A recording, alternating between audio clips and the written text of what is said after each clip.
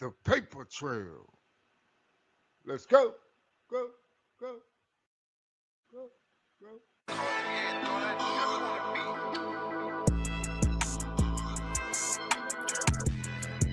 Yeah, yeah, yeah, yeah, yeah. For the love of money, niggas come around. For the love of money, some stay around. For the love of money, what a nigga will do for the money. Yeah. I gotta shake it 12 at night to 5 in the morning. They don't give a fuck now. If it's for the money, niggas gon' bark and they bite like a motherfucking dog. Gotta party like a motherfucking dog. For that cat, I am gon' roof and I'm barking at that cat, and I am gon' take the roof off when I'm riding that ride. Rip leaning to the left, but I'm steady on the right. I'm swerving with a purpose. A nigga been sipping on that purple. A nigga been cheaping on that purple. Cause I'm getting money. I'm getting money. Cause I'm getting money. And I'm laughing all the way to the motherfucking bank. And I'm telling her, tell me later if she thinking what I'm thinking. Damn me getting money. I walk about the bank and I stuck up in the wheel. Headed to my next big destination. Somewhere where I'm gonna be faded, sipping on a motherfucking Molotov feed.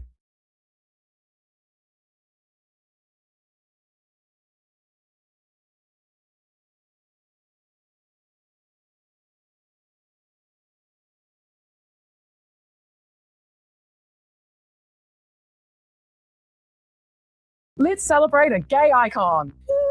He's a billionaire. He hates democracy. He's argued that women voting was a mistake. And he's funded politicians who want to roll back LGBTQI plus rights. But don't worry, he's openly gay. So that definitely cancels out the harm. Welcome to Peter Thiel, gay icon. A story about how identity without solidarity becomes a shield. And how being out doesn't mean being on your side.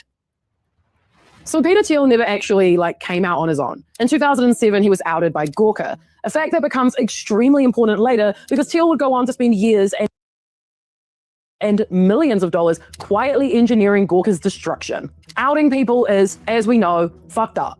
At the time, Gawker treated sexuality as gossip, not as an identity, not as something with stakes, just content. And this practice was widely criticized, not just by conservatives, but by LGBTQI plus advocates and journalists. Everyone was like, damn, why'd you do that? Vox later laid out why outing is so harmful, especially historically, noting that LGBTQI plus people have long lived with the fear that their identity could be used as leverage, humiliation, or punishment. Being outed taught Peter Thiel a lesson, but not the lesson most queer people take from that experience. For many queer people, being outed reinforces the need for solidarity, for community, and for protection through collective rights. For Peter Thiel, it reinforced something else entirely, that power, not empathy, is what keeps you safe. Years later, it became public that Teal had secretly funded Hulk Hogan's lawsuit against Gawker, a case that ultimately bankrupted the company. Peter Thiel has never denied this. In fact, he defended it. He described the legal crusade not as revenge, but as deterrence,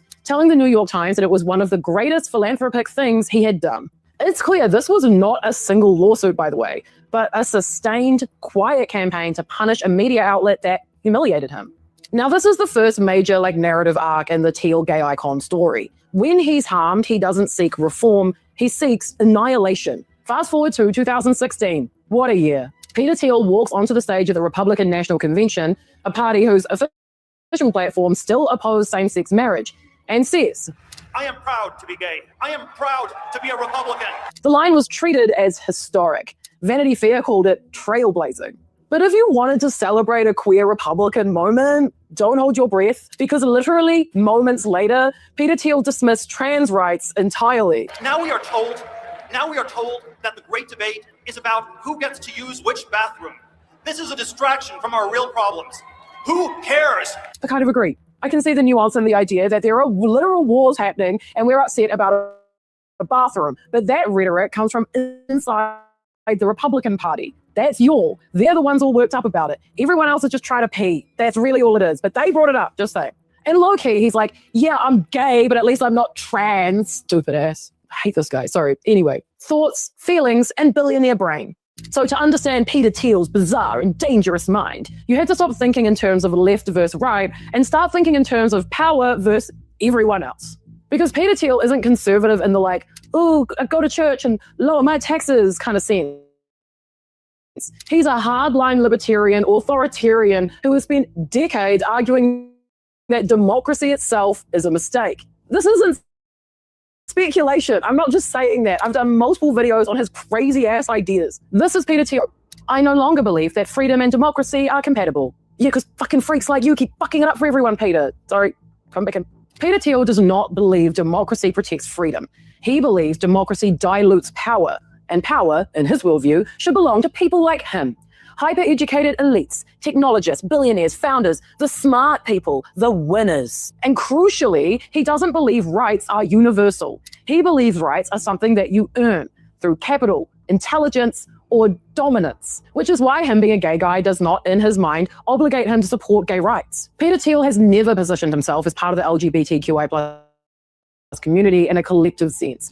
Even in his 2016 RNC speech where he said, "I am proud to be gay. I am proud to be a Republican." The line landed almost as an aside. It wasn't like a rallying cry or a moment he was trying to do. He just threw it in. NPR explicitly noted that Thiel is not a gay rights advocate and that his mention of sexuality came near the end of a speech focused on economics, nationalism, and guess what? Attacking Hillary Clinton. It was 2016, you know? I guess this is what being gay looks like inside a right-wing elite structure. You're tolerated as an exception, not embraced as a demographic. That's why Thiel could say on the RNC stage that debates about bathroom access were fake culture wars and ask, who cares? He doesn't need to care. Trans people are the most structurally vulnerable group in the queer umbrella. They rely on collective protections like anti-discrimination laws or public accommodations and healthcare access. Peter Thiel doesn't believe in collective protection. He believes in private schools and private security and private healthcare and private islands if necessary. If your wealth and power insulate you from harm, it becomes very easy to believe the harm isn't real. This cooked up worldview explains why Thiel has a long, well-documented history of misogyny. In that same essay where he's like, I don't like democracy, Thiel openly questioned whether women having the right to vote was compatible with libertarian freedom, arguing that women tend to vote for welfare and redistribution. I wonder why people with empathy vote like that. God, this guy, I know though, right? It baffles me how many people don't know this about him. The man is out here spying on everybody and saying women shouldn't vote. Absolute loser. Peter believes that hierarchy is natural. He believes equality is artificial. And he believes feminism, queer liberation, threatens the dominance of the best people. Like his ugly ass. Sorry, fuck, I'm trying to be professional, but I really hate him. So yeah, misogyny and his politics are linked. And yes, his gayness does not soften that. It coexists with it and honestly probably makes it worse. Because he doesn't even pretend to like women to try to sleep with them because he doesn't want to. Do you know what I mean? While most queer people rely on numbers for protection, Peter Thiel relies on money. Where solidarity would push someone else towards progressive politics, Thiel chose a different strategy, exceptionalism. If Peter Thiel is so comfortable being gay, why does he keep bankrolling politicians who are not? And that's where J.D. Vance comes in. Boo, JD Vance, boo. Manufacturing a senator. JD Vance is, unfortunately, the clearest example of how Peter Thiel converts money into ideological power. He didn't just endorse Vance, put out a little tweet going, I like this guy. He literally created him as a national political figure. He bankrolled JD Vance's 2022 Senate run in Ohio, pouring millions into a race where Vance was still widely viewed as unelectable. Multiple outlets have described Thiel as the single most important financial backer behind JD Vance's rise. Why, you may ask? Well, JD Vance is kind of Thielism in human form. Also, if you've watched my JD Vance video, you'll know he'll just do whatever he's told. So let's take a moment to make sure we're all really clear on what Peter Thiel chose to fund here. JD Vance has compared abortion to slavery, supported national abortion bans, aligned himself with anti-LGBTQ religious figures, and embraced rhetoric framing queer visibility as social decay. LA. It's not very ambiguous, is it? This is a worldview that sees queer equality, especially trans equality, as some sort of threat. Or, I don't know, just a talking point to create some random enemy for Vance's base, probably. Blech. So why would a gay billionaire do this? Because Peter Thiel does not fund people who protect groups. He funds people who protect hierarchy, who give him more power. Because deep down, he really does think that he deserves it. JD Vance is useful to Thiel because Vance believes society should be ordered, traditional family structures should be enforced, and democracy should bend to civilizational goals. But here's something really crucial. Vance's anti-gay politics are not a problem for Thiel because they target people without power. Peter Thiel isn't worried about losing his marriage or his money or his safety. He lives in a world of private security and private healthcare and private education and private influence and private spying on everybody. So when JD Vance is yakking on about rolling back rights, Peter Thiel just hears, you're good. It's also important to remember that while Peter Thiel likes to dismiss culture wars as fake, Republican policy outcomes are very real. The Republican platform has repeatedly opposed same-sex marriage, restricted transgender healthcare, and supported religious exemptions that allow discrimination. So Peter Thiel is funding consequences. And he knows it. He just doesn't give a shit. Love, sponsored by Capital. So up until now, we've talked about Peter Thiel's ideas like their little chess pieces. Democracy, bad. Hierarchy, good. Women, stupid. Rights, optional. Power, essential. But ideas don't just live in essays and in dodgy campaign donations. They show up in how people treat the people closest to them. Also, I'm really nosy, so we're going to talk about his relationships. In 2017, Peter married his partner, Matt.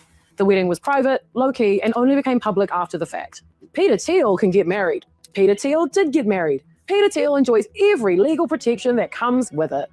And yet, he continues to fund politicians who oppose same-sex marriage. So when people ask, how can a gay man support anti-gay politics? Because he already got what he wanted. He got his wedding. He's already married. Doesn't care if you can or not. Once you treat rights as something you can purchase instead of something you share, it becomes very easy to fully stop caring whether anyone else ever gets them. But now we do need to talk about Jeff Thomas. Jeff Thomas was a model and social media personality who had a relationship with Peter Thiel in the years before he got married. Thomas was significantly younger, financially dependent, and emotionally vulnerable. Thomas himself reportedly described the relationship using the word kept. On March 8, 2023, Jeff Thomas passed away. There's no evidence of criminal wrongdoing by Peter Thiel in Jeff Thomas's death. The death was investigated by Miami police and ruled a suspected suicide. Family members have spoken about his struggles with mental health and with addiction, but multiple reports describe a relationship defined by extreme wealth, imbalance, emotional dependency, isolation, and proximity to extraordinary power. And this isn't unique to Peter Thiel, by the way. This is a pattern you see around billionaires constantly, all the time. But with Peter Thiel, his whole worldview is built around hierarchy. He fully believes people are simply above others, that power imbalance doesn't disappear when you're in private. He doesn't just get a boyfriend and be super nice to him. There are some rumors to discuss, though, of course. Tabloid and semi-tabloid reporting, particularly from the Daily Mail. So, take all of this with a huge grain of salt. They describe a New Year's Eve party hosted by Peter Thiel and his partner in Miami, where Jeff Thomas allegedly appeared uninvited and was removed after a confrontation. These accounts are not fully corroborated, and people close to Thiel have disputed various elements of the story. It is important to just say that because it could just be nothing. But weeks later, Jeff Thomas was dead. Again, no evidence of causation, but plenty of evidence of imbalance. And there's a lot of people online who are like, Peter Thiel totally killed him. There's no evidence of that. But Evie, what does this have to do with politics? Well, Peter Thiel's politics are built on the idea that hierarchy is natural and desirable, that some people should rule and others should adapt or disappear. When that worldview shows up in governance, it looks like anti-gay policy and anti-trans panic and forced birth and the erosion of democracy and saying things like women shouldn't vote. When it shows up in a relationships, it looks like control, dependency, silence, and disposability. So the through line isn't sexuality, it's simply power. Gay, but still untouchable. So no, Peter Thiel isn't a paradox. He's not complicated. He's not conflicted. He's actually painfully consistent. He didn't escape homophobia by dismantling it. He escaped it by climbing above it on a very expensive ladder made of our data. He didn't fight for queer liberation. He bought personal immunity. That's why he can get gay married and still fund politicians who want to end marriage equality. Why he can say, I'm proud to be gay, and then shrug at trans people being targeted. Why he is allowed to benefit from LGBTQI plus progress and then bankroll the movement trying to undo it. Because for one Peter Thiel, rights aren't something you expand, they're simply something you outgrow. So no, he's obviously not a gay icon. I just wanted to say that because it's funny. A gay billionaire in the room doesn't stop a movement from being anti-gay, it just gives it a little bit of cover. And when someone climbs out of oppression and pulls the ladder up behind them, that's not liberation at all, that's just another kind of monster. Ugh, I'm Peter Thiel. I'm fucking stupid and annoying. Me, me, me, me, me. If you like this video, make sure you check out my deep dive into him trying to build a doomsday bunker in New Zealand and how he also managed to get citizenship here in the dodgiest way possible. Yeah, he's technically a New Zealand citizen. Like, go away, Peter. We were the first place in the world to give women the vote. And when we legalized gay marriage in 2013, most people didn't realize we hadn't already legalized it. The vibe was really like, oh, our right-wing party put that one through. Peter, you are in the wrong place, bitch. Get out. Also, guys, people keep thinking I'm AI. I'm real. I saw a Reddit post that pointed out that my mouth was moving weird on one video, and I was like, damn, I just talk like that. I'm real. Look, I'm spinning around. I'm waving my hands. I'm flicking my hair. Like, damn, what do I have to do out here? You want me to do a Q&A or something? Let me know. I pitched it a while ago, and no one cared, so I just didn't think anyone gave a shit. But hey, if it convinces you that we aren't in the movie Her, then sure, fuck it. Bye.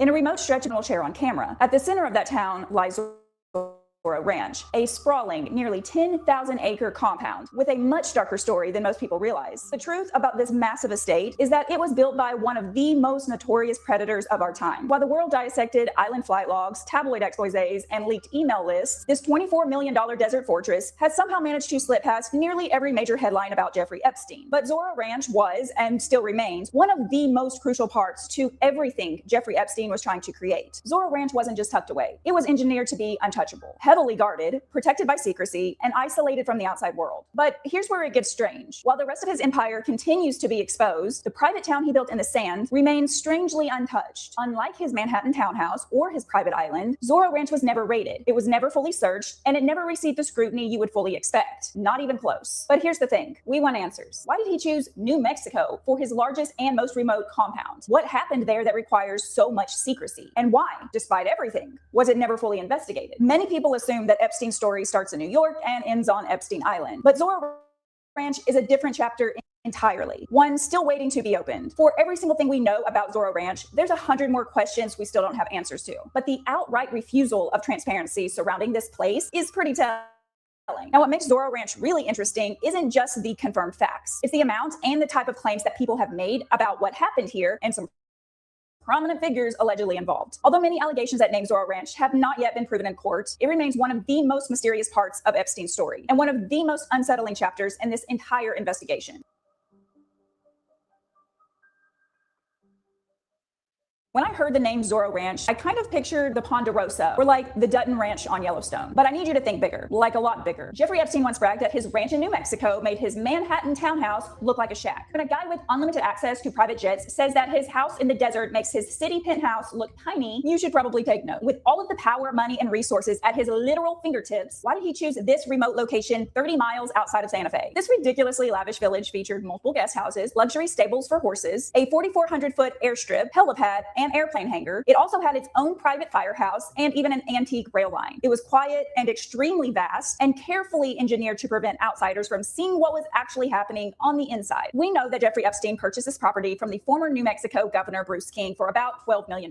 But the property alone just wasn't enough. Over the years, Epstein would go on to expand his privacy perimeter by leasing more than 1,200 acres of adjacent state trust land through a shell company called Cypress Inc., supposedly for agricultural purposes. Except there was a small problem. The evidence doesn't show the existence of herded livestock ever existing on his property, and nothing on record has ever indicated that even so much as a handful of green beans was ever harvested. Listen, it's one thing to pour millions of dollars into 10,000 acres of land you don't really even use, but it makes almost zero sense to add another 1,200 acres around it. And get this, New Mexico has a whole system in place for leasing state trust land, but Epstein somehow managed to hold onto his state land leases for more than 2 decades without following any of the rules. The state requires things like appraisals, declaring agricultural use, and passing routine inspections. But like I mentioned, there was no grazing operation or anything that even remotely resembled agricultural use. As it turns out, Epstein and his longtime partner, Ghislaine Maxwell, actually signed the land appraisals themselves. And when state inspectors showed up to verify all of this, Epstein and Maxwell refused to give them access. It really wasn't until 2019 when the pressure around the Epstein case really started to explode. The New Mexico Land Commissioner, Stephanie Garcia Richard, finally canceled the leases. We are officially canceling the leases with the Zorro Ranch in Cypress Inc. But by that point, Epstein had already enjoyed more than 20 years of additional state-sanctioned privacy. And now that brings us to the next question. Why would anyone need to heighten the level of isolation around an already fortified compound? Well, according to witness accounts, there's a pretty upsetting rhyme to Epstein's reason. Zorro Ranch successfully functioned as a completely closed system, which gave powerful individuals the ability to fly in undetected, stay hidden, and leave without ever appearing on public radar. Escaping wasn't just difficult, it was damn near unthinkable. Let's get one thing straight. Zorro Ranch was never meant to feed livestock. It was meant to feed power. Epstein was building a hierarchy, a network of people that needed him, protected him, and maybe even owed him. The state leases were simply a convenient cover story that allowed him to expand his footprint without ever raising a single eyebrow. Every single inch of that ranch served a purpose: privacy for the elite, control over the vulnerable, and mutual silence from anyone who stepped foot inside those gates. The isolation was not a coincidence. It was the whole point. Think about it for a second. When you're 30 miles from the nearest city, surrounded by thousands and thousands of acres of empty land, you can kind of do whatever you want, right? Who's really gonna know?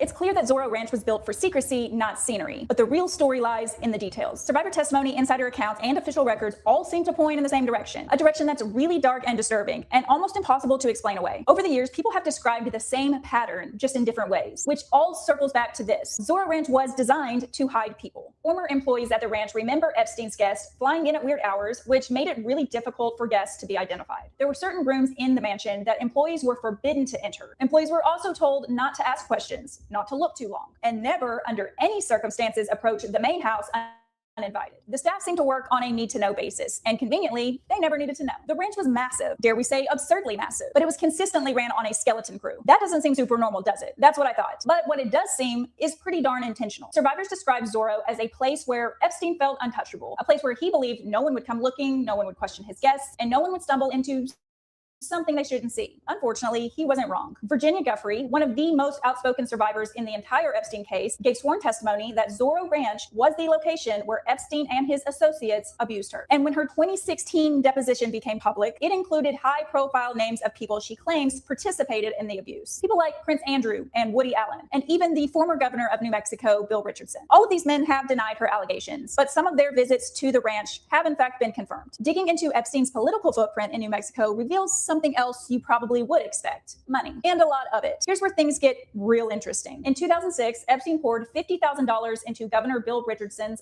election campaign. Then he gave another $50,000 to Attorney General Gary King, an additional $10,000 to the state land commissioner, and $2,000 to the Santa Fe County sheriff. Are campaign donations illegal? No, not exactly. But given everything we now know about Epstein and Zorro Ranch, it doesn't exactly scream innocence either. Virginia Guffrey wasn't the only survivor who named Zorro Ranch. Shantae Davies also gave sworn testimony describing the ranch as a sophisticated operation of rape, exploitation, and manipulation. Another victim, identified as Jane Doe, said she was trafficked to the ranch at just 15 years old. Another woman known as Priscilla Doe testified that she was coerced into sex acts at the ranch between 2007 and 2010. And other victim accounts go even further back to 1996. Survivors have said again and again that New Mexico was not a vacation spot or even a secondary hideout for Epstein. It was a central engine of Epstein's operation. And yet, despite the volume of testimony and the consistency of these accounts, the state of New Mexico has barely responded. Listen to this. After Epstein's 2008 conviction in Florida, where he served 13 months for procuring a minor for prostitution, he moved to New Mexico, where he should have been listed on New Mexico's sex offender registry. And for a very brief moment, it looked like he would be. The state added him. And then 2 days later, he was quietly removed from the list, not New Mexico. With all due disrespect, and I sincerely mean that, why? Believe it or not, a loophole. Or at least that's the official story. New Mexico only required registration for offenses involving victims under 16 years old. Epstein's victim in Florida was 17. To make matters even worse, officials did not send Epstein this removal notice by email or even snail mail. They called him personally and reassured him that he didn't actually need to register after all. Wasn't that nice? Even though Epstein had a felony conviction in another state, New Mexico seemed way more focused on reassuring him than protecting the public. The message was loud and clear. Whatever he was doing in the desert, the state wasn't going to interfere. So at the very least, they let a man with an overinflated God complex feel even more invincible. Just think about what that signaled to him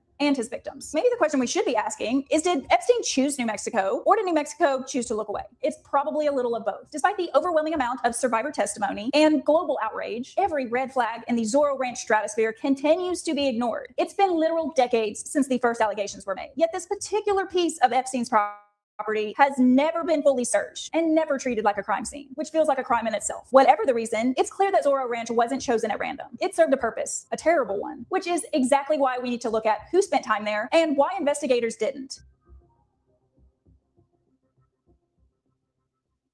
What happened to Zorro Ranch after Epstein died is a timeline almost stranger than the events beforehand. And it really begins in the days leading up to his death and the days shortly after. 2 days before Epstein was found dead, he updated his will suddenly and pretty quietly, transferring all assets, including Zorro Ranch, into a private trust designed to make tracing ownership nearly impossible. Shortly after his death, even more disturbing information started to surface. According to the New York Times, Epstein openly told renowned scientists and some of his esteemed associates that he wanted to use Zorro Ranch as the base to a eugenic-style project. He planned to impregnate as many women as possible to seed the human race with his DNA. Disgusting. Super disgusting. But multiple associates of Epstein's claimed he had talked about this plan for many years. I hate to say it, but Zorro Ranch really would have been the perfect place for something of this caliber. Clearly, it's isolated enough to run a shady scientific facility without insider knowledge or legal oversight. Luckily, that didn't happen, but it's certainly no thanks to New Mexico or its state authorities. Locals say law enforcement presence on Zorro Ranch Road stayed relatively non-existent in the months and years following his death, just like before. Some journalists did try on-site investigations, but all they really found were locked gates, no trespassing signs, and staff members fully committed to strict NDA terms. The massive estate in New Mexico remained in legal limbo until about 2020, when it was listed for a cool $27.5 million. It was finally sold in 2023 for an undisclosed amount, but not a single red penny of those undisclosed millions has gone directly back to any of his victims. Thanks to New Mexico's non-disclosure laws, the new buyer's identity is another unanswered question that remains virtually untraceable. However, what I did find in public records is that the purchase was made under a 2-week-old entity called San Rafael Ranch LLC, and they rebranded and renamed Zorro Ranch with a quickness. Jeffrey Epstein was known to frequent his 5 personal estates around the world: New Mexico, New York, U.S. Virgin Islands, Florida, and France. Yet only one of those locations still remains untouched by federal authorities. Here's the truth. Zorro Ranch did not become less mysterious after Epstein's alleged death. In fact, it seems to have become an even bigger and more protected mystery as time goes on. Even with all the testimony and evidence we currently have, there's so much critical information that remains largely unknown. State legislators might have the power to fix what's wrong, but survivors have moral authority. Their courage alone has done more to bring the truth to light than any institution has done for them in all 50 states. Zorro Ranch is just one part of a much larger network of power, secrecy, and all of these unanswered questions. And the deeper you go, the stranger and more revealing the story becomes. If you want to explore more scandals, hidden truths, and uncover secrets that most people will never see, make sure you subscribe.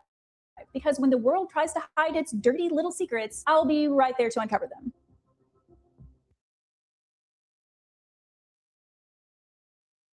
Did Jeffrey Epstein win the lottery in 2008? That's the ridiculous sounding question that's been raised by internet sleuths who connected a business owned by financier and sexual predator Jeffrey property and about 2 hours outside of Oklahoma City. It's not known exactly when the ticket was sold, but when the Powerball drawing was held on Wednesday, July 2nd, there was a problem. Shortly before the drawing went live, a computer glitch prevented the drawing from being broadcast on television. Now, if you've watched evening television at all in your life, maybe with your parents or grandparents, you know that Powerball drawings are always public and independently audited to ensure that there's no corruption. In this case, even though the recording was not available, the drawing was audited by a local auditing firm, even though the numbers did not go out at 10 o'clock p.m. that night. Now, July 2008 is a notable time for Jeffrey Epstein. July 1st was the first day of Jeffrey Epstein's prison stay in Florida. Now, you might be saying, he went to jail on July 1st. The ticket was drawn on July 2nd. How is that possible? And certainly, I'm not here to make any definitive statements about whether Jeffrey Epstein did, in fact, purchase this Powerball ticket. However, it is possible. There are what are called multi-draw or advanced play tickets, which allow you to play a number of days in advance. But whatever the case, when the numbers did go out, the person who purchased those numbers did not immediately come forward. And this was disappointing for the marketing executives at the Oklahoma Lottery because they like to put a face to a name and use it for advertising purposes. But it wasn't entirely unexpected. For privacy's sake, many lottery winners choose to establish what are called trusts that claim the money on their behalf. Now, trusts are opaque, meaning that the person organizing them is only required to disclose their involvement to the state lottery commission. To quote the Oklahoman, which is a large newspaper in the state, quote, "Under Oklahoma law, a lottery winner can remain anonymous as long as the trust's beneficiaries are disclosed to the lottery commission. Lottery officials are required to determine whether the beneficiaries owe back taxes or child support." Now, here's where people begin to speculate that Jeffrey Epstein may have been the one that received this large amount of money after this Powerball drawing. When a trust did eventually claim the money in a lump sum, which totaled about $29 million, the name of the trust was the Zorro Trust. If that word rings a bell, it's for a good reason. Jeffrey Epstein was very fond of the word Zorro, meaning fox in Spanish. Some people have speculated that he liked the sneaky, sort of under-the-radar imagery that word produces. He named his ranch in New Mexico the Zorro Ranch, the road to which is called the Zorro Ranch Road. He had a company called the Zorro Development Corporation, and he also had a trust called the Zorro Trust. We know about this from an article in the Albuquerque Journal on September 4th, 1994. Quote, "The Zorro Trust is headed by Jeffrey Epstein of New York City, who planned to form Zorro Ranch. Epstein couldn't be reached for comment." Now, as I said, trusts are by their very nature opaque, and the laws around them vary from state to state. But in Oklahoma, there's no way to know for sure who the individual behind the lottery winnings were unless they volunteered the information. There's no searchable registry of Oklahoma trusts that we could find out more information about the person behind this. So unfortunately, there's no way to know for sure that Epstein's Zorro Trust is the same as the Zorro Trust that won the lottery. And to that end, a follow-up article in the Oklahoma newspaper about 2 months after the initial winnings stated that the person who won the money was a woman who worked at a United grocery store in Altus, but that woman did not want to come out publicly. As I was doing research for this, I found several sources out there stating that Jeffrey Epstein won this money as though it was a fact. There is, unfortunately, no such conclusive proof either way. It may be the case that the woman who's said to have won enjoys the Zorro franchise of movies, or that the word means something to her personally. Maybe it was just a weird coincidence. There's plenty of people in this country, and that word is by no means unique to Jeffrey Epstein. Still, the incident was notable enough to spark the attention of one of the attorneys interviewing one of Epstein's personal pilots, Larry Vizosky, when he was deposed in 2009. According to this transcript, we can see that the plaintiff's attorney asks him, "Are you aware of the Zorro Trust winning an $85 million Powerball lottery in 2008? Epstein's pilot says no, and the pilot's lawyer says, "Say that again." Then the plaintiff attorney clarifies the Zorro Trust winning an $85 million, claiming the ticket for an $85 million Powerball ticket in 2008. Then Epstein's personal pilot says no. Now, I don't know if it means anything, but just as I'm reading this, it kind of strikes me as interesting that the plaintiff attorney notes that the Zorro Trust won the $85 million and then clarifies that they claimed the ticket for the $85 million Powerball ticket in 2008. It makes me wonder what about this incident was notable to the plaintiff attorney and whether or not they could have subpoenaed the lottery commission in Oklahoma to find out who the beneficiaries of that trust were. As we said, when a person with a trust claims the money, they have to disclose their identity to the lottery commission. Whatever the case, both sides of this weird episode are opaque. We obviously can't ask Jeffrey Epstein if he was the recipient of this money, and there's no one publicly willing to state who the woman was who claims she received it. It's just another odd story in the incredibly odd Jeffrey Epstein saga. Personally, I tend to think that it was a big, strange coincidence and that the lawyer was simply putting a feeler out when he asked Larry Vizosky if he knew anything about it. But let me know what you think. Was it Epstein who, for some reason, won this money in Oklahoma? Or if you're from this part of the country and know more information about it, I would be very excited to hear that as well. Thank you for watching.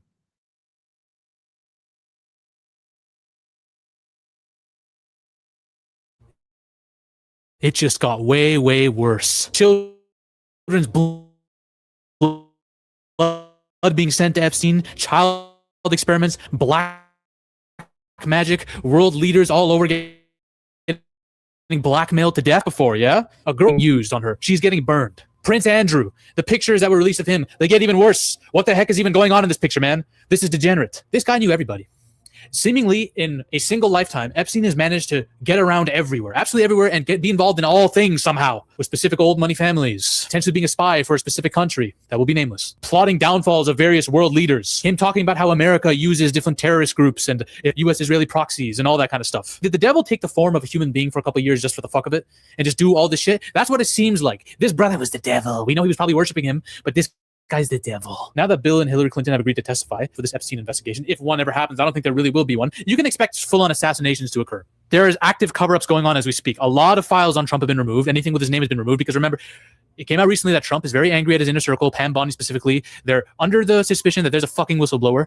I've been theorizing that there's a whistleblower for some time now. He's wondering why the hell did you release redacted files with my name on it that could be unredacted? What's wrong with you people? Cover-ups, DOJ is deleting shit as we speak. Trump, despite saying these files absolve me, he's kicking out any journalist that speaks about Epstein, that even questions him. Elon Musk has been also playing fast and loose with X, trying to play cover up as well, damage control. Been using Grok AI and manipulating it to his benefit. He's been suppressing certain people that call him out. By the way, this dude is under investigation. X is under investigation for doing very, very sus things with people's private data. There's a lot of CP done by Grok AI, Elon Musk's chatbot.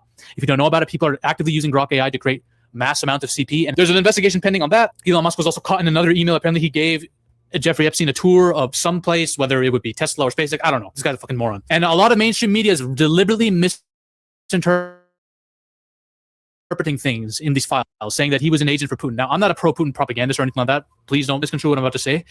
If there's any country that he was involved with or was doing spy shit for, it is definitely not Russia. It's another one that we're not allowed to talk about. I will not mention on this video. What he is might rhyme with Kossad. You have a bunch of people in the influencer media community still saying that there's nothing that happened on Jeffrey Epstein's island that was illegal, fucking shills. Mainstream media and influencer media are still kind of staying quiet on this. And you have the coping people saying the files don't exist. The files are fake to frame Trump. Trump was a covert op hanging out with Epstein. If they were guilty, they would have been in charge and put in jail. Oh, is that how your pea-sized brain thinks the world works? Partying with Epstein isn't illegal. Oh, okay. We're changing our tunes on everything now. Hanging barely legal girls isn't illegal. What the fuck has the world come to? What is happening? This is the problem when people try to make it a party issue. They attach themselves so hard to their party, to the administration that they love, that they can't say anything about it. Trump can be caught doing something right in front of them and they would still find a way to say, oh, it was still consensual though, Trump's still in the right. That's what people are dealing with here. When you try to make things political, people have been going off on me in my latest video saying, why are you taking shots at Trump? Or is this some crazy lunatic leftist channel? People have been saying that. And it's really funny that that's the response from all this. I'm literally reading shit from the files that they released, that the Republicans wanted to have released. All right. And it's not like the Democrats are innocent here. I'm going to tell you some names that are on this list. I take no fucking prisoners here, bruv. I take no prisoners here. But people want to make this political because they're indoctrinated. They have a little small idea of how the world really works. You have to be a Scarlet Witch level reality warper in order to warp the reality of what these files show you into something that's good for the people you love. You really don't care about truth at that point. Somehow everyone in the files is guilty except for one man, Trump, right?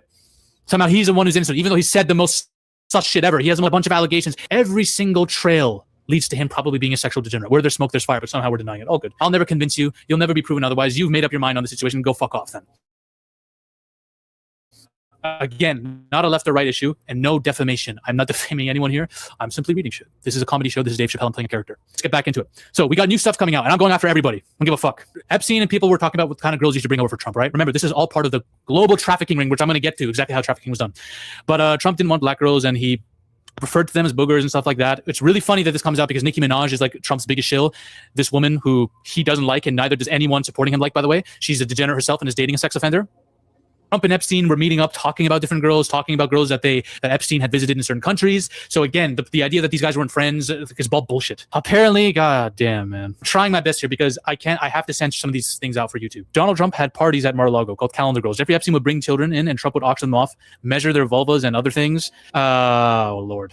The guests were elder men, including Musk, Donald J. Trump, Ivanka Trump. Now, again, this is from a spreadsheet of anonymous tips, so you can't, again, grain of salt on all these. People can make shit up, I understand.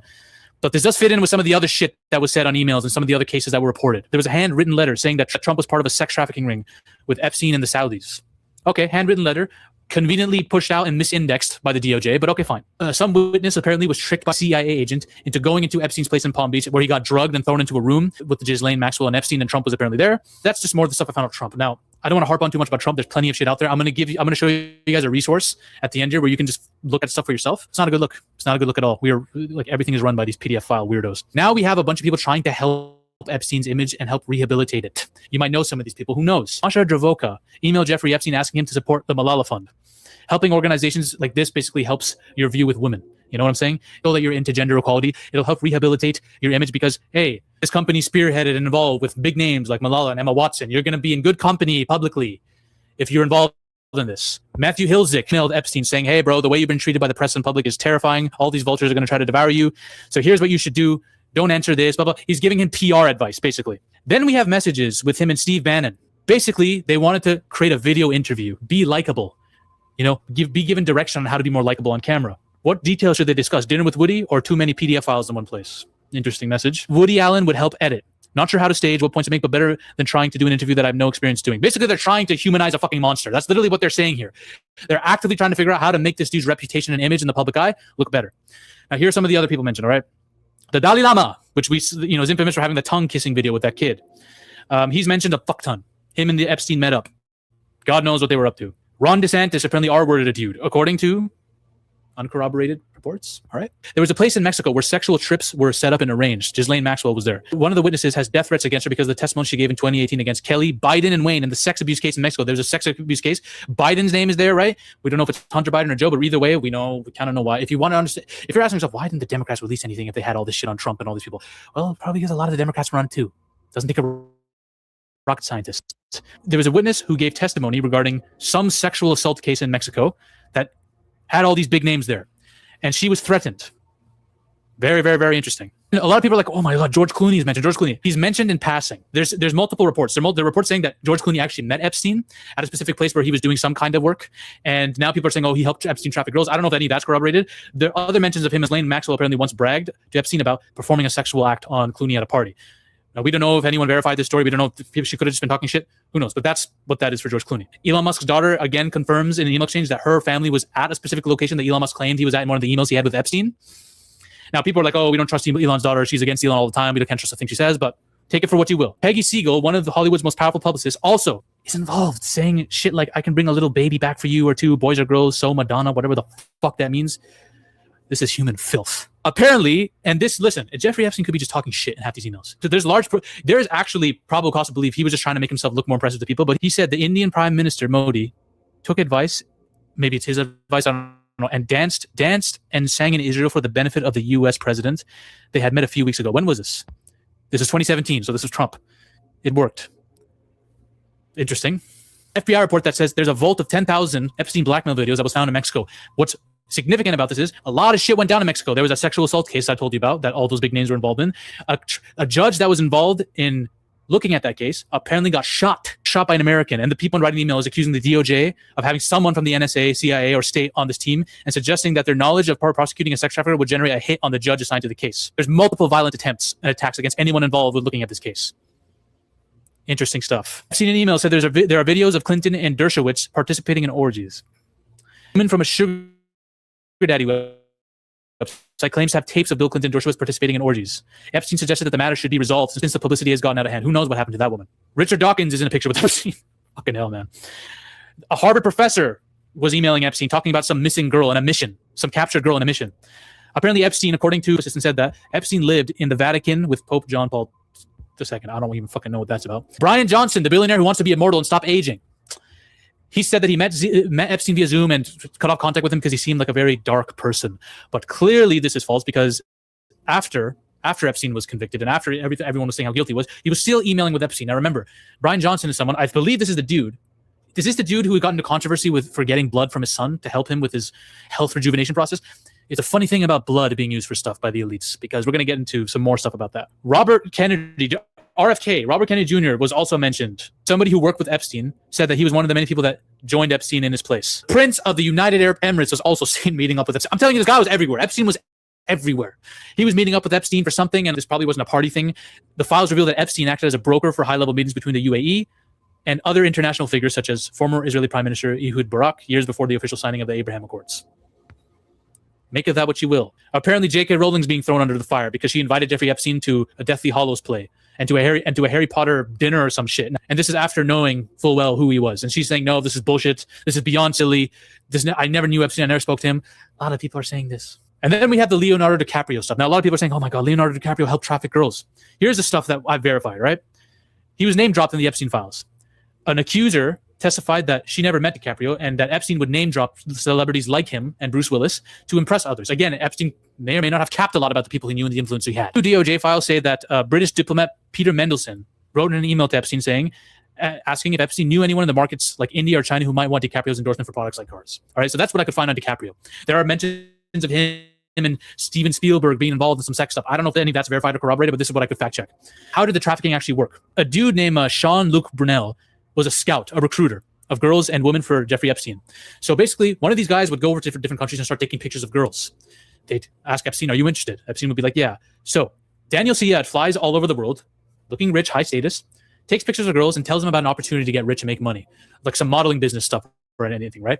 Sends the pictures to Epstein. Epstein gets their passports ready for them to come over and start doing modeling work. Then they're sent to Epstein, who would maybe fuck them, but also sell them to others to get fucked, so he can make commissions off it. And it would be a commission structure. That's how it would work. John Luke, the guy who was a scout, died in prison via hanging after all this. This is some Liam Neeson taking shit. Remember the Albania sex trafficking ring in there? They all operate the same fucking way. And then there's a whole Turkish stuff. Apparently, elites in Turkey trafficked girls to Epstein. There's a lot of controversy about this. There was investigations done into this. There's a lot of people in Turkey who have connections to Epstein. There was this Robert College board member who was seeking donations from Epstein that emailed back and forth with Epstein saying, hey, listen, after the ISIS shit that's happened, we need to suppress conservative Islam here. Epstein, I need your help. Help me. He was asking advice on how to get power and get higher up positions and how to do all this shit. It's crazy. We have Brock Pierce sending a bunch of pictures to Epstein. Who knows what? Subject is Anastasia. A bunch of pictures. Remember, a lot of people send pictures of girls to Epstein. Now, we don't know if these are girls. No defamation. I'm not saying anything. But this is what he says at the end of it. The Ukraine is now my favorite country. What could he have been sending? Logically, my mind only concludes one thing, but who knows? This literally is a global trafficking ring. We got Turkey, Ukraine, different countries involved, and an international blackmail syndicate. Epstein had a bunch of blackmail. A whole vault of blackmail was found in Mexico, right? And we know he's a spy for a specific country. He was caught in an email saying that he had a meeting set up with a certain president of the country, which is now known as Israel. All right. And then we got the occult practices for darker goals. All right. So here's where stuff gets a bit weird, guys. So the Kaaba is like this, it's a big central thing for Muslims, right? It's very sacred. All right. You have Muslims walking around it, praying, worshiping, right? This businesswoman sent cloth of the Kaaba, a bunch of them, to Jeffrey Epstein. And in the email saying 10,000 Muslims touch this every single day, Mr. Epstein. People are theorizing that he used it as a carpet in his home for furniture. This is the first time I've ever seen any mention of this.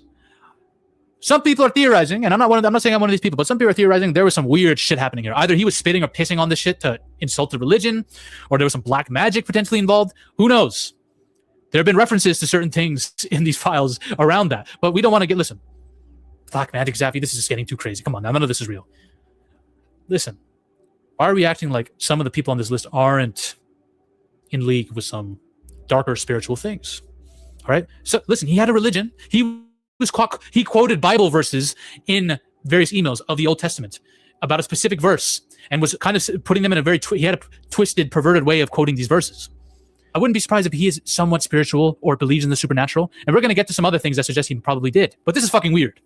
And again, the Bible verses. Thus saith the Lord God of Israel, put every man his sword by side, and go in and out from the gate to gate throughout the camp, and slay every man his brother, and every man his companion, and every man his neighbor. Now we get to the really dark shit, okay?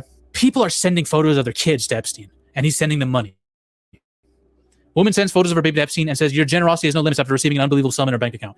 A pic of her baby. The fuck, man? You fucking degenerates, bro. Someone needs to hang some people. No calls to violence is a joke. They're talking about babies again. There are millions of babies, very little good vegetable cream cheese. Well, I don't know if cream cheese and baby are on the same level. What the fuck, man?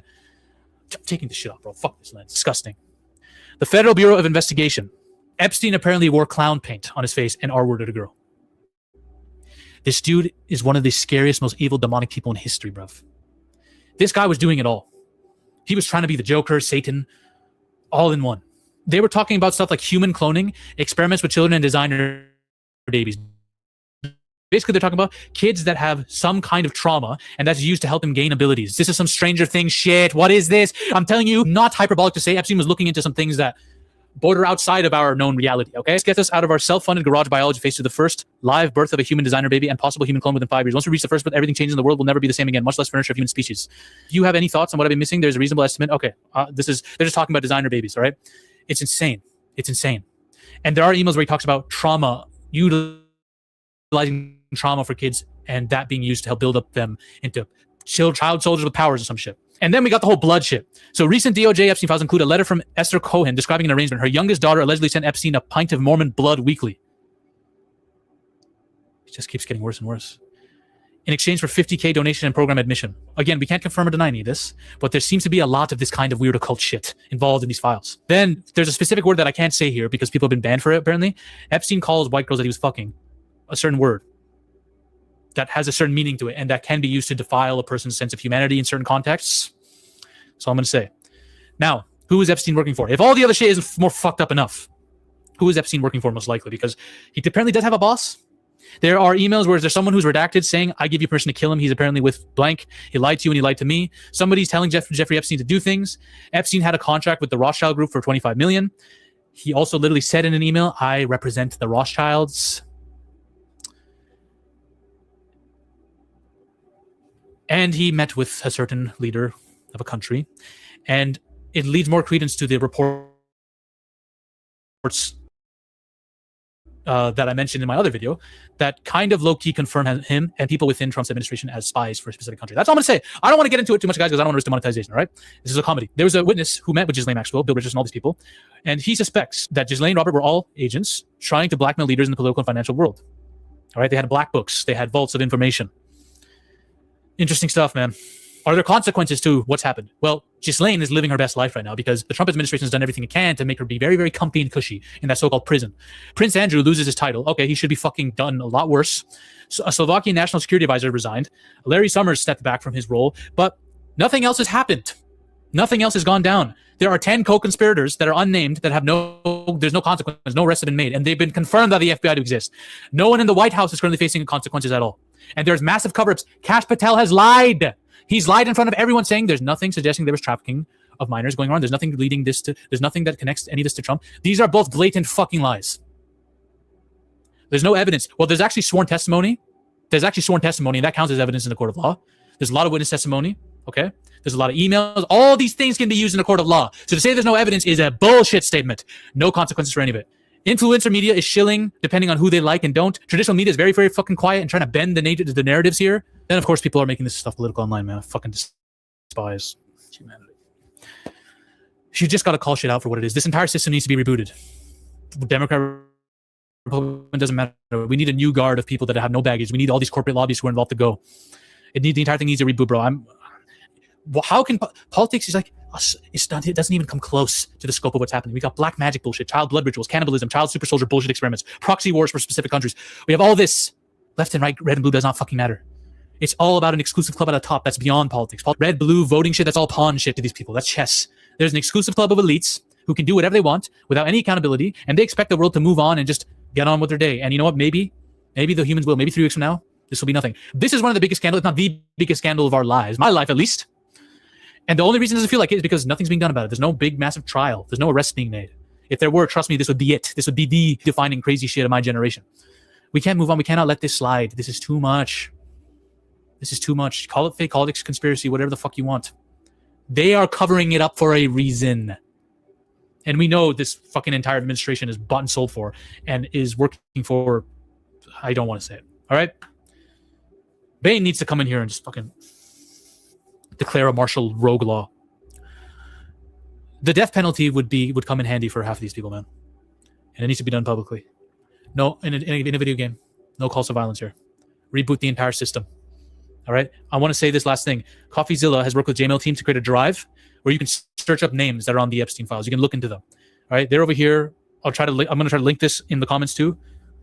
Give it a go yourself. Bye. Ladies and gentlemen, we are on a mission to take over Hollywood. But the army must keep growing. If you want to suggest video topics to me, or talk about your favorite movies or favorite film theories in a community with like-minded individuals, join the Zafy Discord now. Link is in the description and the comment section as well. Join us. This movement is just beginning. We're taking over Hollywood, one coke line at a time.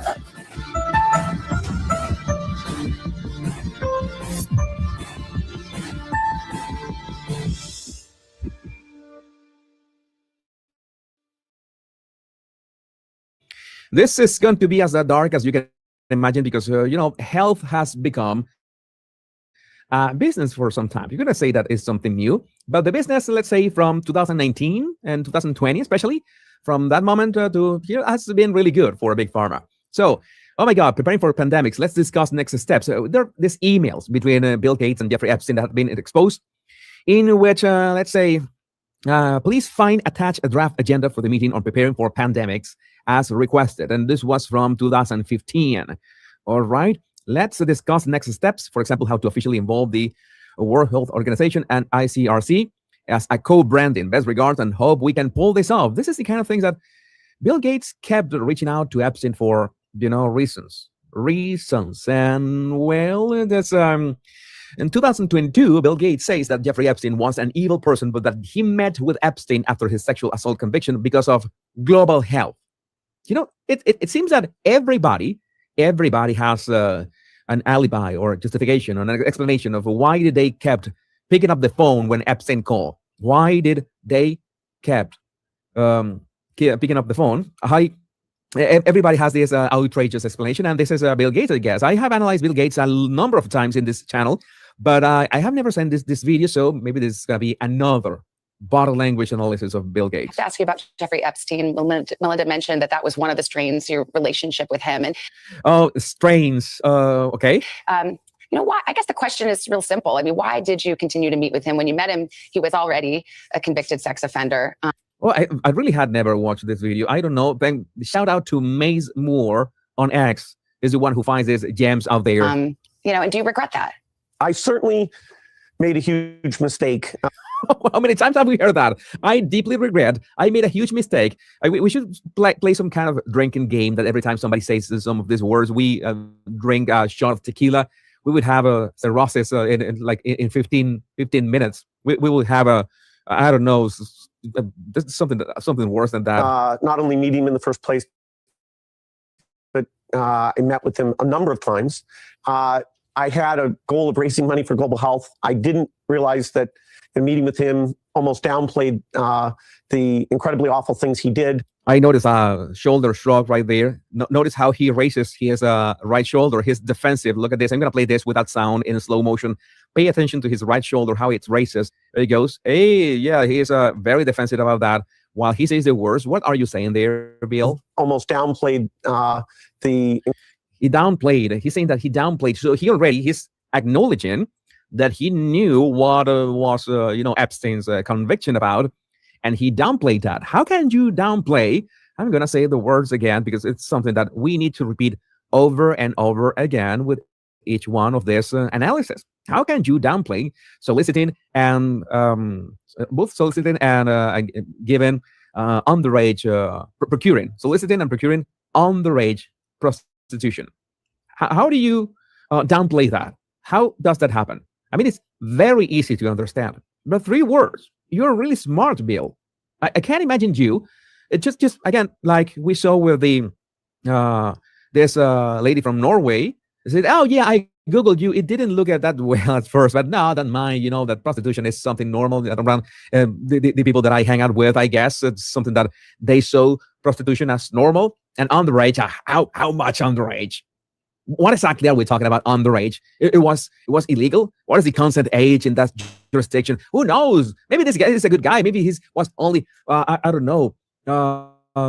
This was a misconception here. Incredibly awful things he did. I learned more about that over time, but I learned that more over time. Again, that is the exact same thing that Brian Johnson said. That is the exact same thing that Peter Attia said. Oh, it was over time. And we know, for example, that Peter Attia lied because he said that, it was only because of that Miami Herald piece on 2019 that I discovered how evil he was. and he immediately emailed him to see if there was any repercussions, legal repercussions, because of the Miami Herald article. Again, this is the kind of people that we're dealing with. I'd add that to the list of big mistakes, including, where Melinda's advice was sound, and I should have followed it sooner than I did. You never saw anything where you thought, this doesn't feel right. Linda kind of had a visceral reaction the first time she met him. It's not about, this is not about body language. Melinda could have had a visceral reaction. Maybe Melinda was not the one who should have Googled the guy. Maybe Melinda did Google the guy afterwards, and when she found out, you don't need to have, okay, let me have this, let me use my intuition. No, you just go to Google, where you search everything. It's very easy. And you put the name of the guy. Maybe you can do that for anybody that you're going to meet, to make sure what kind of people you're going to meet, and you Google them, and you find a bit more about them, and maybe you're going to search for the news about them, and maybe you can have a surprise. Maybe you can have a surprise, and maybe that can save a lot of headaches along the way, even if you want to save the world, and you can want a healthier world with, preparing for pandemics, that's what he was thinking. No, he was a bad person. Another shoulder shrug in there, right there. You see it, right? This time from single shoulder shrug from the left one. It's so hard to miss. There it is. Oh yeah, he's a bad person. He was a bad person, and he raises that shoulder as in, oh my God, I cannot emphasize that he was a bad person, because I am digging my hole more and more. No, he was a bad person. And I had a reason that I thought those meetings would lead to something good, but I shouldn't have done them. But yeah, he was a bad person. I shouldn't have done those meetings, and that's it. That's how you get off of the hook. Right? That's simple, right? There's nothing to see here. We can move along. And so again, I want to share with you. This is important. We need to see this post by Sayer G. The DOJ just released thousands of pages of Epstein files, and buried inside them may be one of the biggest bombshells no one is talking about. The blueprint for a 20-year financial architecture designed to turn pandemics into a profit center. And we know how much COVID-19 was profitable. We're talking about billions, if not trillions of dollars. Offshore vaccine funds, pandemic reinsurance triggers, donor advised fund structures designed to profit under the cover of charity, simulation programs, career pipelines into pharma and the World Economic Forum, all built years before COVID-19, all running through Gates, JP Morgan, and Epstein. Remember that JP Morgan was also involved in one of the stories that we were talking about, this story that I analyzed of Jeffrey Epstein that was fake. Yeah, he was tied to JP Morgan anyway. So, offshore arm for vaccines. This is the bombshell number one. In August 2011, Jeffrey Epstein emailed Mary Erdos, CEO of JP Morgan's $2 trillion asset management division, outlining a Gates-linked donor advised fund. His instruction, you're not going to believe it, back in 2011, however, we should be ready with an offshore arm, especially for vaccines. All right. The CEO of JP Morgan Asset Management didn't flag complaints. She asked for answers before the 31st. She got them the same night from a convicted sex offender. So, nothing to see here with that conviction. Number two, the quiet part out loud. Same month, same email chain. Epstein writes to Stanley and Erdos. The tension is making money from a charitable org. Therefore, the money-making parts needs to be arm's length. The architect of this structure, convicted of sex crimes against minors, is explicitly acknowledging that the vehicle is designed to generate profit under the legal cover of charity. Now, this is the kind of things that are not that hard in finance terms, but Epstein was very good at. He was very good at crafting this kind of schemes. And of course, that and the pseudo psychobabble that he used on people, he looked way smarter than he really was. Bombshell number three, pandemic as an investment category. May 2017, 3 years before COVID-19, Boris Nikolic, Bill Gates' chief science and technology advisor, you remember that he was the one asking for photos of girls naked from Epstein's island, right? Emails Epstein and Gates about donor advised funds and rights. It might be a great path forward for some key areas such as energy, pandemic, etc. Pandemic listed like energy, a standing investment vertical, not an emergency, a portfolio strategy.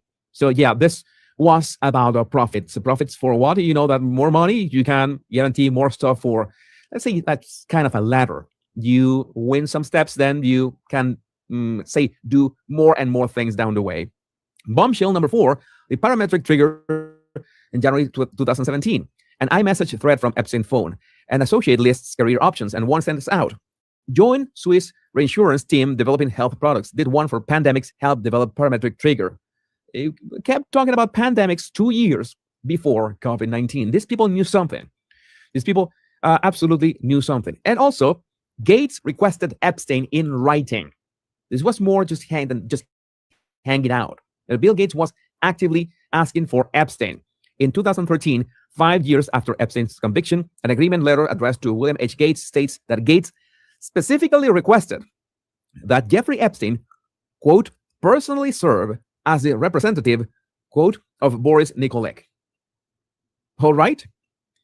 Gates waives conflicts of interest, provides broad indemnification in writing. He had access to every law firm, every advisor, every institution on earth. He chose a registered sex offender and put it on paper. This is the kind of stuff that we are talking about. These people are evil. This is the too long didn't read. These people are evil. No other way to describe it. The question you are not supposed to ask. Nobody builds a fire station after the fire. What these documents reveal is a fire station built beside a factory that stores accelerants owned by the same people who wrote the building code.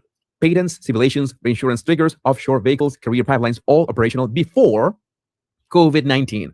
The timing couldn't have been more perfect. The question isn't whether they planned a pandemic.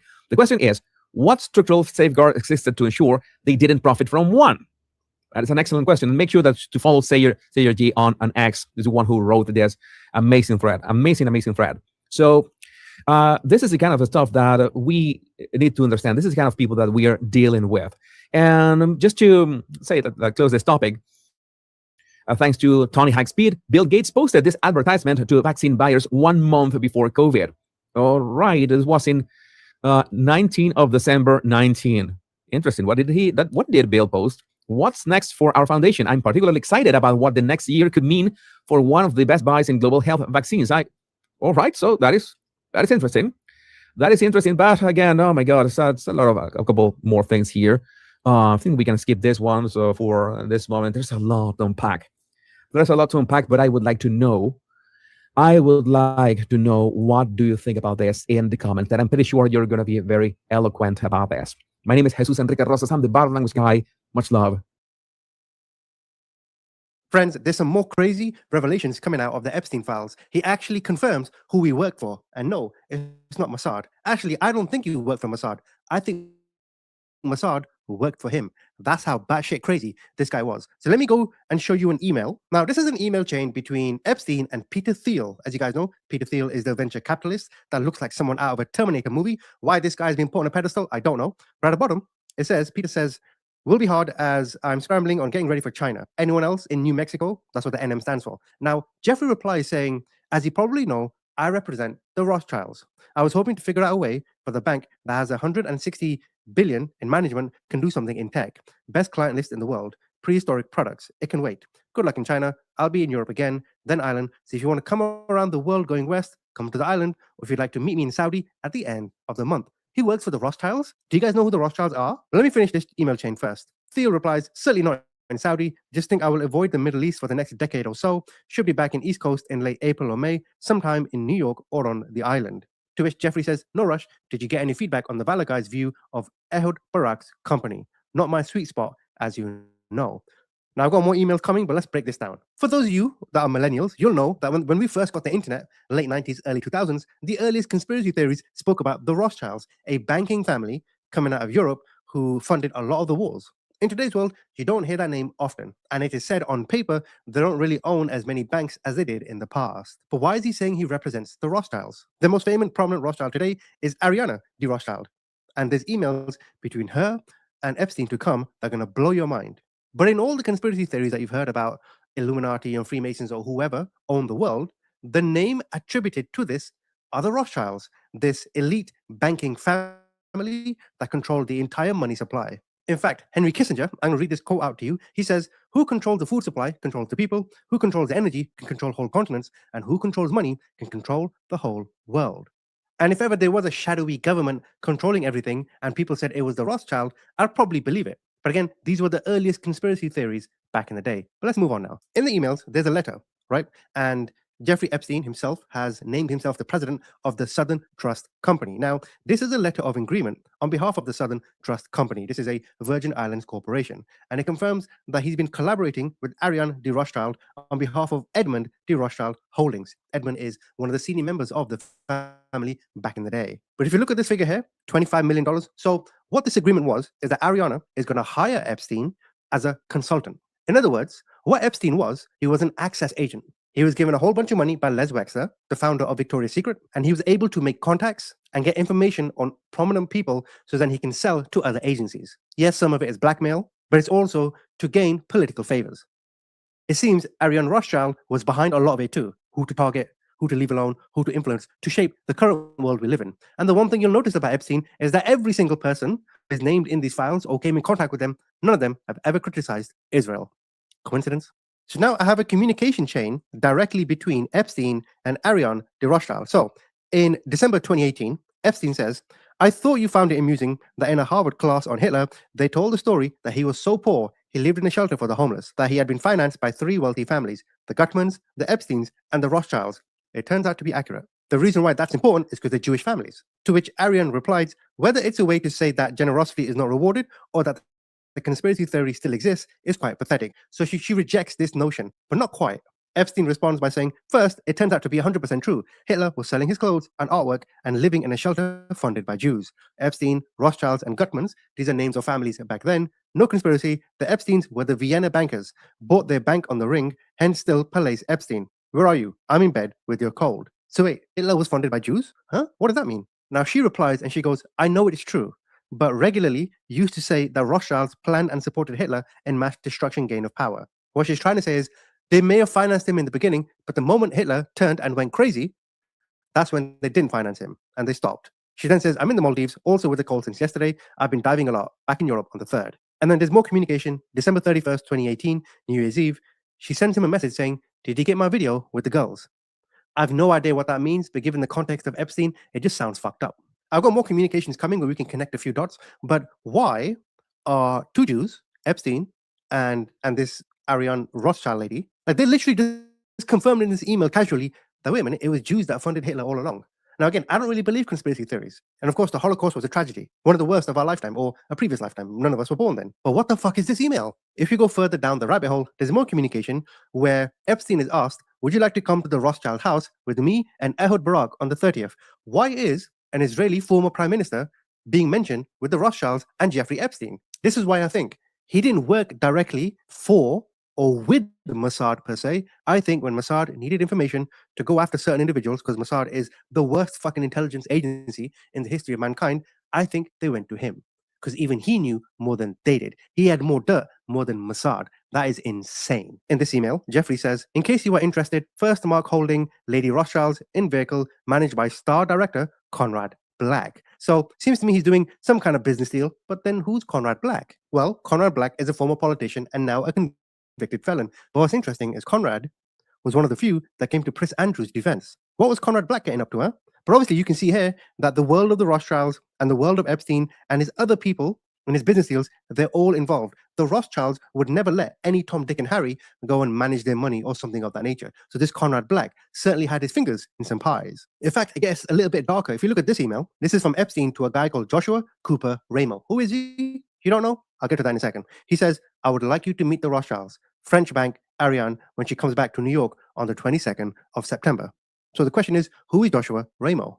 Well, he is the executive of Henry Kissinger Associates. Yes, Henry Kissinger, one of the biggest mass criminals in world history, has his own company where he consults, or now he's passed away, but has employees who consult for other firms. But you see how the rabbit hole is all interconnected? Henry Kissinger, who's Jewish, who murdered I don't know how many in Vietnam, Cambodia, and all them areas, right? Jeffrey Epstein, another Jew, Rothschilds, they're Jewish too. Again, connected to Peter Thiel, who right now, with Palantir, who's listening to your phone conversations all around the world, mass surveillance. At the same time, this guy's telling us, by the way, it was our own people that funded Hitler. Yes, he took 6 million of our lives, but we're the one that funded him. The way Epstein was talking in those emails suggested as if the story about Hitler, well, half of it hasn't been told. I was shocked reading that shit. What do you think? This is what the plan was all along, to stonewall, to stop, to delay, or just refuse altogether.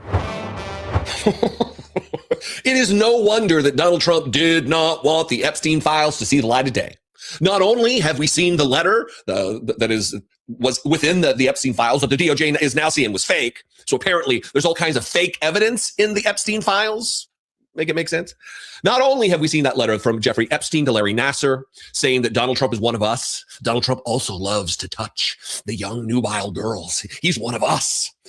Not only have we seen that, there's also now a letter or an FBI intake form where someone is reporting that Donald Trump was present when a baby was thrown overboard in Lake Michigan, I believe. We're going to get to that and read it. But there's some scary shit that we're uncovering here. And this is why Donald Trump has been fighting hope against hope, fight against fight, effort against effort to keep these files from the public, because he does not want to be outed as the ghoulish abuser, some of the most heinous crimes imaginable. And look, there's a faction of people out there that think that this particular document is too far-fetched. Oh, come on, people. You don't believe that, do you? Why would you not? With all of the other evidence that we've seen, the birthday card to Jeffrey Epstein, that here's to another year of wonderful secrets, Jeffrey. Enigmas are ageless, Jeffrey. You're my best friend, child rapist. Why would we start picking and choosing and cherry picking what we believe to be true or not? The more that we see, the more fantastical yet believable some of these things we're seeing are. Let's start. Let me reacquaint you with this particular letter from Jeffrey Epstein to a convicted abuser of many, many, many girls under his authority while he was a doctor at USC working for the Olympic team. This is what Jeffrey Epstein wrote. Dear LN, Larry Nassar, as you know by now, I have taken the short route home. I don't know if that means he's going to kill himself. Who knows? It's very cryptic. I've taken the short route home. Good luck. We shared one thing in common. I believe he means you and me. You, Larry Nassar, me, Jeffrey Epstein. We shared one thing, our love and caring for young ladies, and we hope they reach their full potential. Our president, meaning Donald Trump, also shares our love of young, nubile girls. Girls. When a young beauty walked by, he loved to grab snatch, whereas we ended up snatching grub in the mess halls of the system. Life is unfair for us child rapists. Oh, how unfair.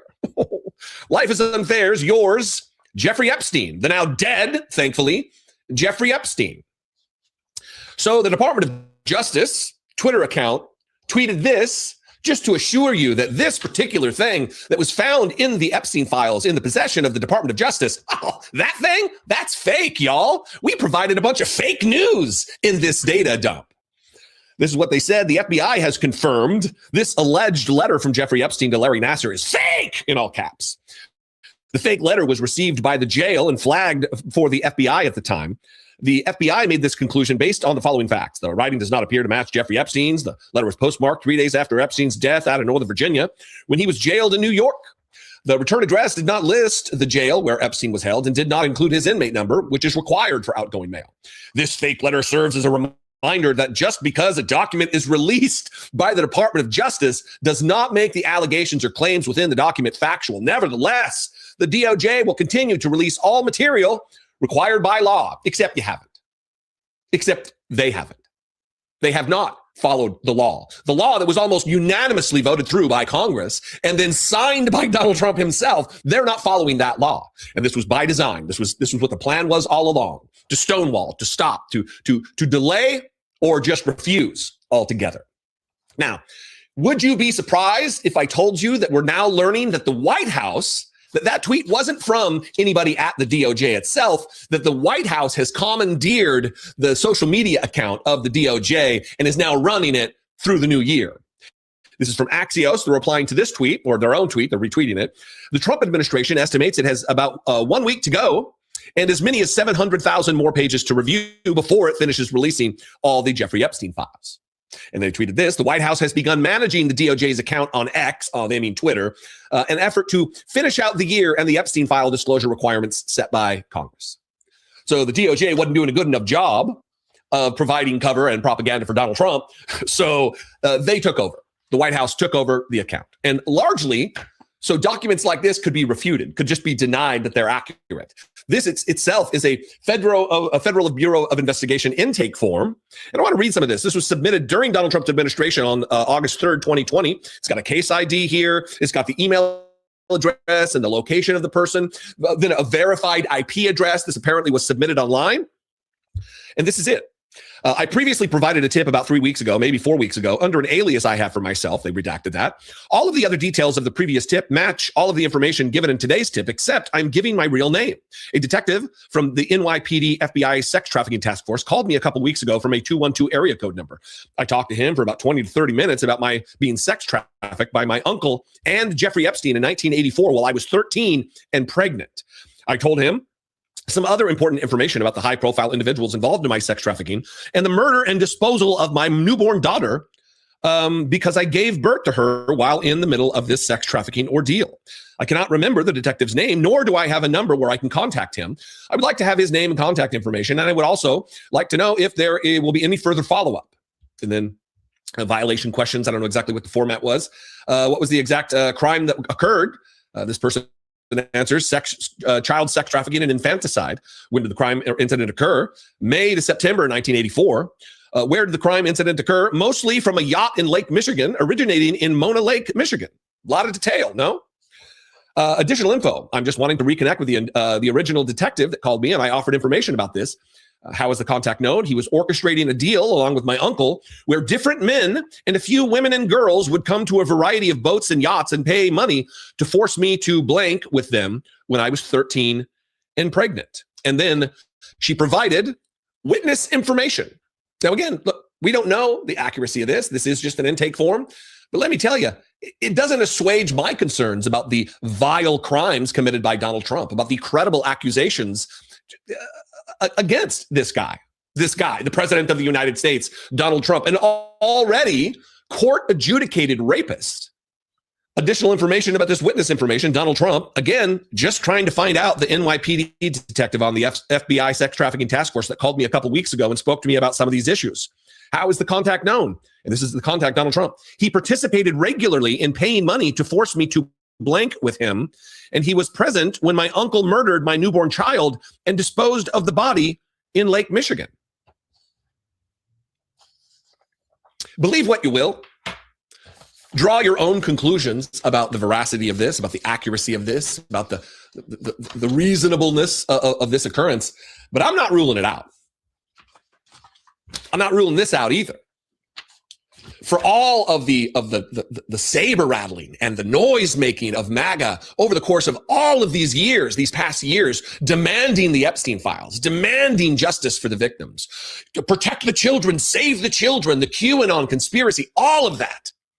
Where are they now? When it gets a little close to home, all of a sudden, oh, Donald Trump is innocent. This is insane shit.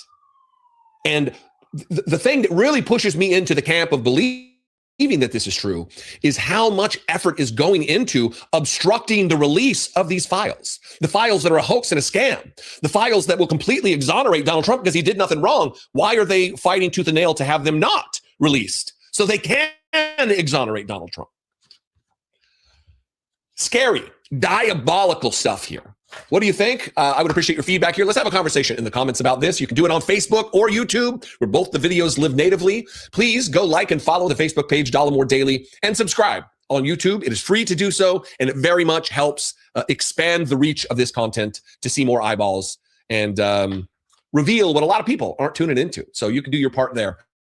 I would appreciate it. You can also call the voicemail line after commenting. That is 714-576-4054. And of course, as always, you can email me, daily@dollemore.com. Hell of a way to go into Christmas, right? I'll see you next time. Be genuine. Take care of one another.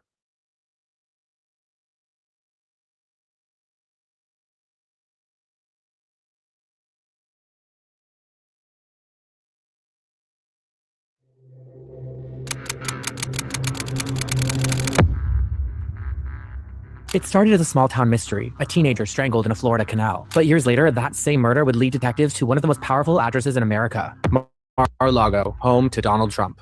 In the summer of 1984, Palm Beach County was bursting with energy. The clubs were throbbing with music, the beaches were filled with sunburned bodies, and a 19-year-old kid named Jeffrey Haggerty was just trying to find freedom wherever he could. He was young, gay, and just starting to carve out a life for himself. But within hours of leaving a nightclub on Saturday night, Jeff's body would be pulled from a canal, strangled, his jeans undone, and his car dumped miles away. Police scrambled for answers. Was it a jealous lover, a drug dealer, a mysterious man who was dressed up like Boy George who was talking to him that night? The investigation would spiral through false leads and cold trails, leaving his friends and family desperate for answers and a case that essentially went cold. And then, years later, a bizarre twist. A different teenager strangled his much older lover, a man who just happened to be Donald Trump's personal butler at Mar-a-Lago, and it was that murder that would breathe a new life into Jeff's forgotten case, pulling detectives towards the man who had left a fingerprint in Jeff's car, and who had quietly confessed to killing him. This is Case Files with Matt Cullen, and today we are diving deep into the story of Jeffrey Haggerty, his life, his death, and the strange winding path that finally revealed his killer.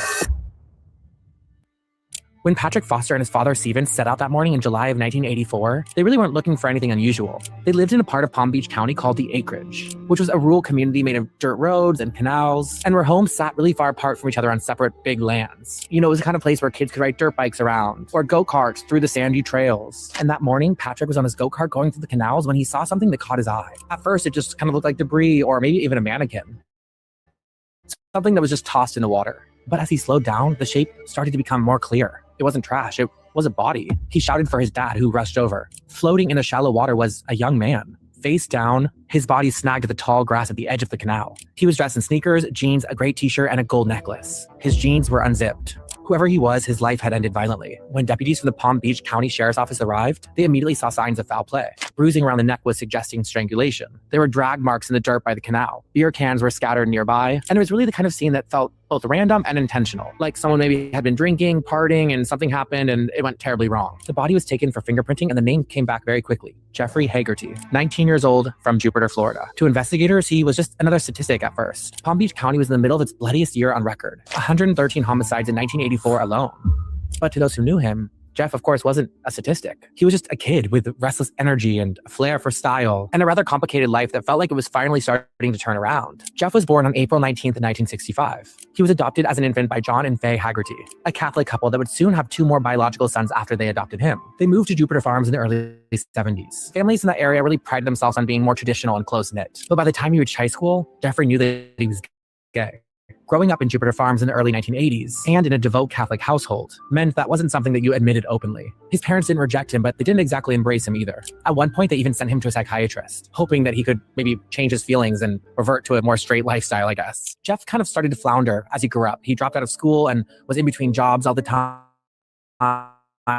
And wrecked his car. But when he finally discovered cosmetology, something shifted inside of him. Styling hair gave him a purpose. And his father even bought him a Toyota Starlet so he could get to class. I think what truly lit him up, though, was Palm Beach's gay nightlife, which I totally understand. When I was 18 and I went to college in New York City, like going out and being around all these other gay people just was electric and addicting and so much fun. He went to the Air Force Beach for cruising, but I think the clubs were his true sanctuary. Ever feel like your personal information is just kind of out there? Your full name, your phone number, your address, your financial data. Someone's probably got it and they're probably selling it. It's crazy to think about, but data brokers are making millions off of our information without our permission. These brokers aren't just selling your info to legitimate companies. They're selling it to anyone with cash, including scammers, fraudsters, and hackers. So you don't have to sit back and just let that happen. Aura, the sponsor of today's video, is your solution. They actively monitor the web, removing your personal information from these shady data broker sites. And they make sure it stays off. With Aura, you don't have to live in fear that your personal data is just out there for anyone to buy. And Aura's features go way beyond just removing your information. You get real-time fraud alerts for your bank accounts, a secure VPN to protect your online activity, a password manager, and 24-hour support if anything just happens to go wrong. Plus, Aura comes with $5 million in identity theft insurance protection. Try Aura free for 14 days at aura.com/Matt Cullen. I'm not leaving myself vulnerable, and neither should you. Thank you again to Aura for sponsoring today's video, and now back to the video. I mean, in the mid-1980s, bars weren't just bars. They were really survival. With the AIDS panic fueling fear and stigma, places like Kevin's and Kismet's and Palm Beach were really sanctuaries and safe spaces for him. Kevin's Cabaret, which was a club there, was his favorite. And when Kevin's closed at 2 a.m., he and his friends would then spill it at the Kismet bar until 5 a.m. And on Sundays, they would hit this place called HG Roosters with their tea dances. Jeff also fell really hard for Dwayne Presto, who was a tall waiter from New Jersey. Their relationship was rather rocky. It was full of getting together, breaking up, fighting, breaking up, getting back together. But Jeff really couldn't let him go. He even kept Dwayne's photo in his glove box in his car. By the summer of 1984, Jeff was balancing school, friends, and Dwayne. On June 30th, the night that he was found dead, he had spent the day on the beach with his friends and then went out. And at Kevin's that night, the bar they'd always go to, people noticed that he looked upset. His friend Stacy offered to stay with him, but Jeff said that he was fine and he had talked to some men and he just really wanted to go home for the night. So Stacy walked him to his car. He drove north on Dixie Highway and then he vanished. By morning, he was dead in the canal. So police started where they normally do, with a boyfriend. Dwayne had admitted that he'd been romantically attached to Jeff, as well as another young man in the circle, Danny Cantwell. He had said that on the night that Jeff had disappeared, he had only dropped Danny off and went home and never saw Jeff again. He even agreed to a polygraph. The examiner had asked him if he'd seen Jeff on June 30th. They asked him if he had lied about his whereabouts, if he had killed Jeff. The results suggested deception on the last two questions. Investigators rightfully leaned in, but Dwayne had insisted that it was guilt, not murder, that showed up on those results. He had loved Jeff, he said. He felt awful about those fights, but he hadn't killed him. And a second polygraph later that month showed no deception at all. Psychologists started to argue that his feelings could have skewed the first polygraph test, and his alibi checked out. So without more, detectives really couldn't charge him. Tips started pouring in, each seemingly more strange than the last. One of Jeff's friends, named Pam, later remembered Jeff telling her that there was a Mexican man after him, though he never explained what that actually meant. And then there was Kismet, the bar they'd go to later on in the evening. Bartenders there remember Jeff speaking to a man who was dressed like Boy George. Floppy hat, flamboyant, unmistakable. And that Boy George angle set the media on fire. And detectives started tracking down drag queens and impersonators across Florida. But every single lead just fizzled out. And then, 3 weeks after the murder, detectives found Jeff's car. It was abandoned on Garden Avenue in West Palm Beach. Inside were beer cans, sand, cigarettes, and cards from gay clubs. His wallet and his ID were missing. The car looked entirely wiped of fingerprints, except for one. On the rearview mirror, there's a fingerprint that did not belong to Jeff. Detectives believed that it must have been the killer's fingerprint, but it didn't match anyone in the system. And with that, the case went cold.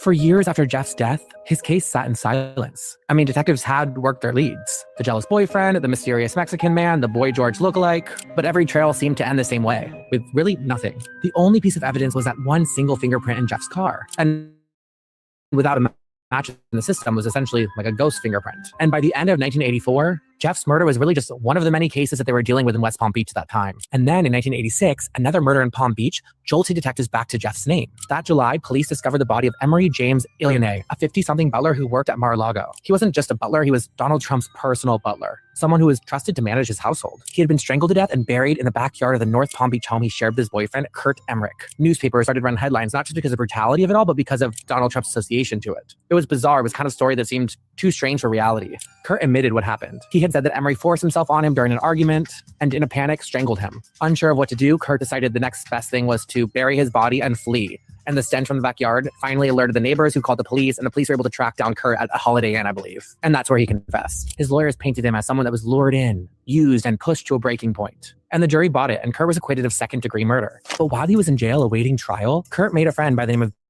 Jeffrey Payne. I know there are a lot of names, and now there's two Jeffreys in the story too. There's Jeffrey Payne and there's Jeffrey Haggerty, and I'll try to make sure I associate them differently so you don't get confused. This Jeffrey Payne, was another inmate in the jail, and he was a man with a long rap sheet of burglaries, robberies, and hustling. He was known in the gay bar scene as a man who targeted closeted men for money and for thrills. And he really carried himself with this air that he really wanted everyone around him to think that he was dangerous and kind of scary. And one day in that jail, he told Kurt something that would change everything. He had said that he had strangled someone once. At first, Kurt didn't know what to make of it, because in jail, men kind of brag all the time to establish their dominance. But after his acquittal, he had told detectives what Jeffrey had said. And when they ran the name Jeffrey Payne, they realized it wasn't just talk. His fingerprint was the one sitting in Jeff's car. So when investigators confronted him about Jeff's murder, he started to grow nervous. He asked for a lawyer, and he really started to clam up. I think he realized, like, oh shit, I might be caught. In 1987, Jeffrey Payne was indicted for Jeff's murder: first-degree murder, sexual battery, robbery, and grand theft. But the wheels of justice can turn really slowly. Extradition issues, legal maneuvering, and his own declining health delayed the trial for years. By 1991, Jeffrey had tested positive for HIV, and prosecutors worried if he'd even survive long enough to face a jury. When the trial finally opened in April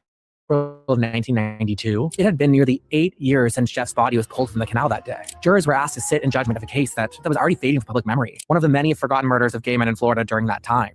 But the courtroom testimony brought Jeff's final hours back into stark focus. Detectives walked through the crime scene, the bruising on Jeff's neck, the drag marks near the canal. Forensic experts explained that he had died from strangulation, not drowning, and the bruises around his neck and body had shown that he was forced down. They pointed to the fingerprint on the rearview mirror, which matched Jeffrey Payne's fingerprint. Jeff's friends took the stand, painting a kid who just loved to live boldly. And then came Russell Rose, one of Jeff Haggerty's closest friends. He explained that while Jeffrey Payne was never in their inner circle, he was a really familiar face in Palm Beach's gay nightlife scene. He said that you really couldn't avoid him. If you're at Kevin's or at Kismet, you would see him sooner or later. And he carried a reputation as a hustler, someone older and intimidating, the kind of guy who thrived on picking fights just so he could show that he was the one in control. Russell had told the jury about one of those encounters, a fight he once had with Jeffrey Payne, and how Jeffrey had shouted something at him in the middle of the fight. Quote, "I'll kill you just like I did Jeff." The courtroom fell silent, and when I read that, I was confused. Like, why hadn't Russell come forward with that years ago? But regardless, those words carried weight. Jeffrey's defense tried to tear holes in the case. They argued that Kurt's testimony was unreliable, and that jailhouse snitches say anything for attention. They said that Jeffrey's fingerprint in Jeffrey Haggerty's car didn't necessarily prove murder.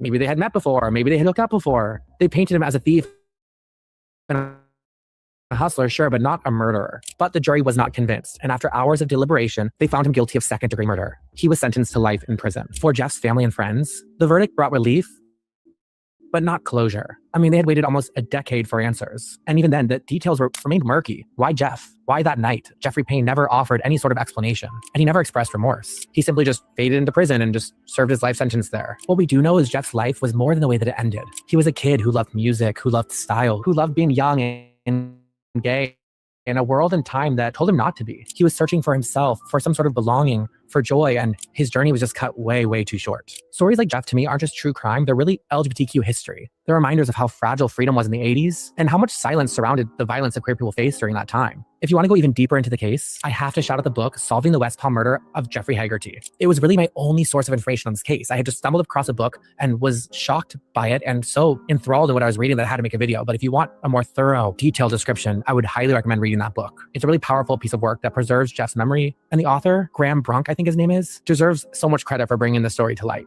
If there's a case you'd like to see me dive into next, make sure to email me at Matthew L. Cullen. I take a lot of my case suggestions from what you email me because a lot of you are way more in the pulse of what's going on, and I love doing stories that aren't overly done. So if you know of anything that's interesting and you'd like to see me dive deep into that, let me know. Thank you so much for watching. I hope you're having a great day. And yeah, I will see you soon with another video. Okay, bye-bye.